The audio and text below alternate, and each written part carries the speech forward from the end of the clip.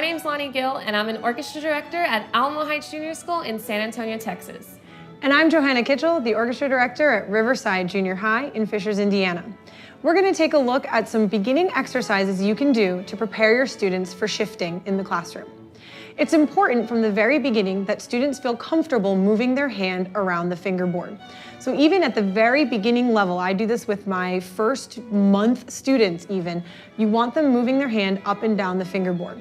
Lonnie's going to be demonstrating on upper strings, and I'll be demonstrating these exercises for your lower strings. So that sliding just looks like this. Sometimes, Joanna, I will tell my upper string students at the end to touch their nose to really get them to go up really high.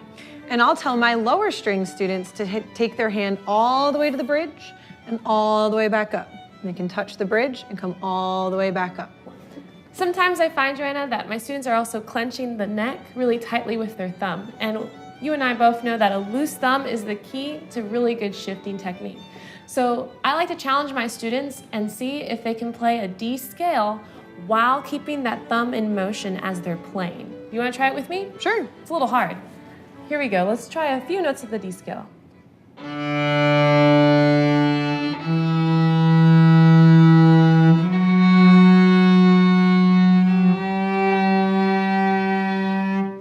You're going to find that some of your students have difficulty with this at first, but if you do it often with your students, it's going to help emphasize really good technique.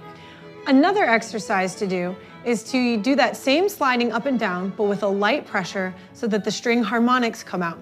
So we're going to do this on our A string, and you'll hear the harmonics sliding in and out as we slide our hands.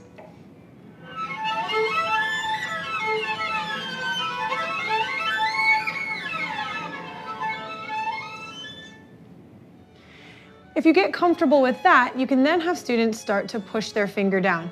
This is one of my students' favorite things to do in class, and it really creates a cacophony of sounds. But it's a really great exercise that we call sirens. It's the same motion as the harmonics, but with pressing down.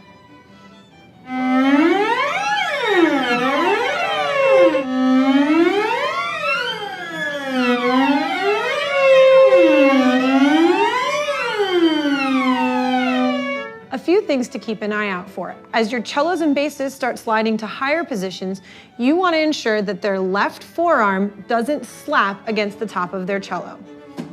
It's not a great sound and not something that's written in the music, so not something we'd want to hear. So to avoid that, have them raise their elbow a little higher and rotate their forearm forward. That will avoid the slap. Sometimes with upper string students, we have a very similar issue. Many students will use the edge of the shoulder to find third position, but then keep their wrist there, and then you're breaking the wrist and using poor technique. Make sure that when the students are shifting, they're not touching the side of the instrument till they go past fifth position. Fifth position is when they start to move that thumb around.